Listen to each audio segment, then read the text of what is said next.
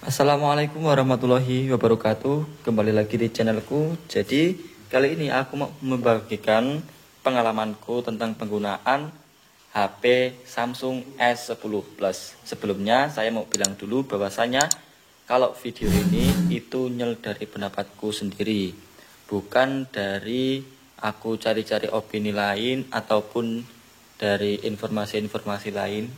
Namun di sini dari pengalamanku pribadi ya. Jadi apa yang saya rasakan menggunakan HP ini.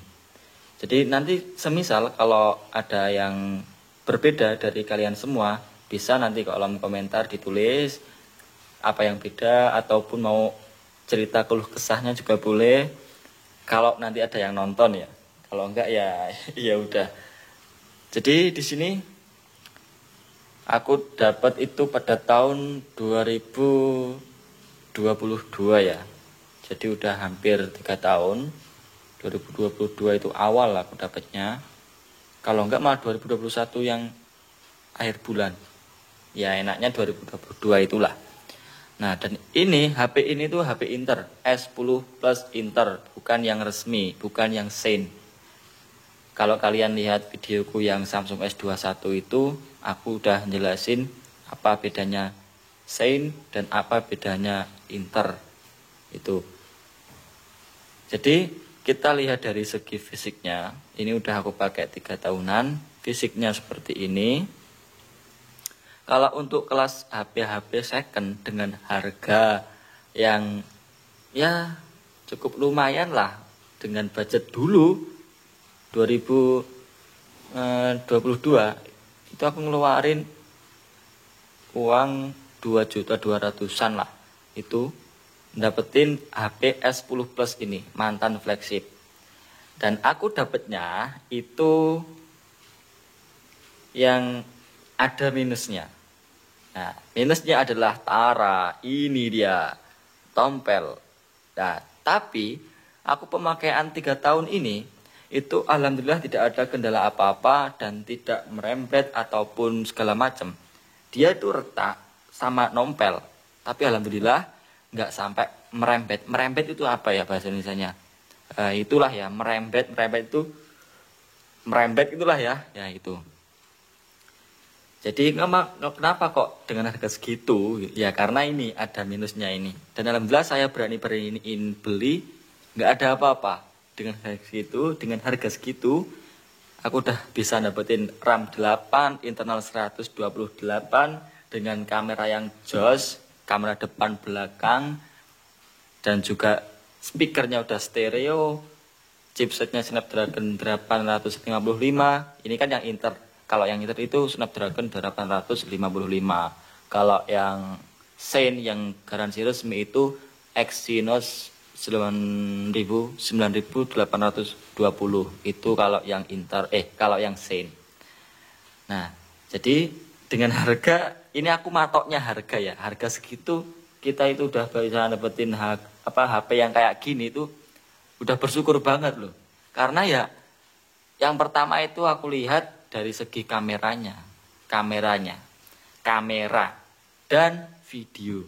Kamera itu untuk jenis fotonya ya. Foto itu udah kalau di tahun 2024 itu ya pantas-pantas saja. Ini padahal HP keluaran tahun 2019. Ya.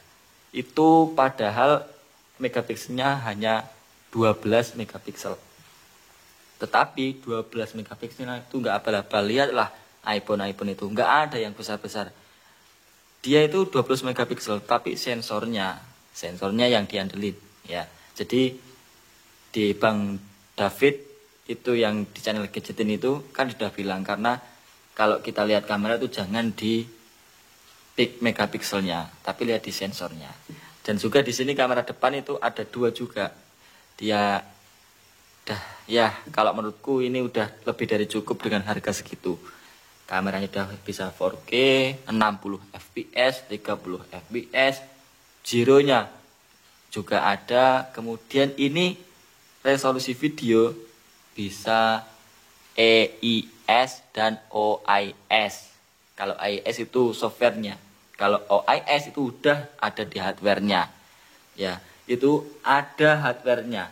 OIS ya. Bedanya OIS dengan EIS, kalau menurutku itu EIS itu software, kalau OIS itu hardware.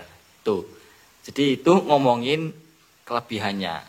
Dan kalau kulihat-lihat kelebihannya lagi, speakernya udah stereo. Stereo itu atas bawah ya, kalau yang belum tahu. Kalau yang udah tahu ya mungkin lah udah tahu gitu ya. Nah ini ngobrolin dengan orang-orang yang ya cari-cari informasi gitu ya, kita bagi-bagi pengalaman gitu. Kemudian bodinya itu, wah melengkung layarnya. Kemudian ini Gorilla Glass 6 Dynamic AMOLED. Dynamic loh ya, bukan yang AMOLED. Yang AMOLED biasanya kan OLED, AMOLED, Dynamic AMOLED, Dynamic AMOLED, Victus itu. Jadi Samsung itu di layarnya yang jos, keren. Ya bukan mau menggulung-gulung Samsung enggak, tapi ya kalau menurutku ini nonton film itu wah dimanjakan sekali dengan HP yang ya dengan budget segitu. Cobalah kalian cari dengan budget segitu HP-HP sekarang yang keluaran 2024 apa yang didapetin. Jangan dibandingin, maksudnya HP-HP yang lama. Mungkin HP-HP yang lama masih ada yang lain dengan harga segitu ada. Tapi ini dilihat dibandingin dengan harga yang sama di tahun 2024 gitu ya. Kemudian kelebihan yang lain itu juga ini masih ada SIM ejector apa? Ini apa, lubang handset itu masih ada lubang handset.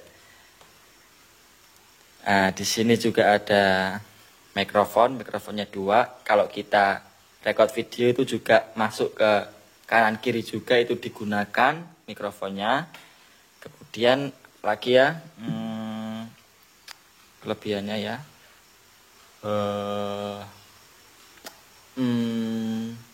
Itu sih kelebihannya ya. Nggak aku hitung berapa kelebihannya. Kemudian kekurangannya itu, kalau ini bahas inter ya, bukan yang garansi resmi, ini bahas yang inter. Keluhan yang pertama menurutku adalah SIM-nya cuma 1. Itu membuatku meresahkan. Ya, tapi kalau semisal kita udah terbiasa ya no problem. Karena kalau kita pemakaian udah 1 bulanan lebih itu udah lupa dengan kartu SIM 2 itu. Yaitu keluhan yang pertama menurutku itu. Kemudian yang kedua, HP ini udah lama, 2019. Di tahun 2024 itu udah nggak ada update di OS-nya, OS-nya maupun di MIUI, One UI itu udah nggak ada. Padahal di One UI 6 itu keren loh menurutku. Ini bukan mengunggul-unggulkan Samsung loh ya, diingat-ingat bukan mengunggul-unggulkan Samsung. Karena sekarang HP ini itu udah bukan milikku sekarang, karena ya mau dibeli teman saya itu. Jadi ya selamat tinggal Samsung, saya itu pencinta Samsung sebenarnya. Kemudian yang aku bingungin juga di Samsung ini itu adalah ini loh. Ini buat apa? Aku bingung. Kok nggak fungsi buat kamera? Dia nggak. Ini aku rekamnya pakai HP ya. Jadi nggak gitu ya. Nggak fungsi. Kirain waktu itu tuh buat rekam cekrek gitu loh, cekrek gitu. Nah, kemudian nih videonya kayak ya nantilah spill kalau sempat ya, karena ini udah malam jam 1. Lalu selanjutnya apa ya, kekurangannya itu ya dapatnya yang kayak gini, yang layarnya kayak gini. Kemudian di batu itu boros karena udah dari 2019. Kemudian MA-nya cuma 4100. Itu kalau dilihat dari segi tahun itu udah wallahu a'lam itu udah. Kalau bisa digunakan sampai 0% itu udah alhamdulillah. batu kalau dia soak, kalau nggak bisa sampai habis itu ya biasanya ada kendala sedikit. Terus kurangan menurutku itu apalagi ya? Ya itu sih ya keluh kesah pendapatku, dia itu kayak gitu. Nanti kalau semisal ada perbedaan menurut kalian yang beda dari kalian, bisa nanti ketik-ketik di kolom komentar, keluh kesahnya ditulis. Kalau ada yang lihat itu ya, intinya kalau ada yang lihat, kalau enggak ya ya ya ya gak apa-apa. By the way, omong-omong ini aku pakai jam tangan di sini, pakai karet ya. Nah, oke. Oh iya, yang terakhir, kalau Inter kan itu pasti keblokir ya jaringannya. Ini alhamdulillah dulu aku beli sama orangnya didaftarin permanen ya, permanen. Di Stroke itu ada, dia ngasih Stroke yang dimana dia menjualinya dengan harga 1.500.000, itu sinyal permanen. Tuh mungkin yang itulah ya, apalagi yang dibahas, udah 11 menit juga, kalian mungkin udah bosen nontonnya ya. Kurang lebihnya saya mohon maaf lah ya, kalau ada tutur kata yang kurang enak didengar ataupun ada tutur kata yang menyinggung kalian semua, saya mohon maaf yang besar-besarnya. Saya pamit undur diri. Wassalamualaikum warahmatullahi wabarakatuh.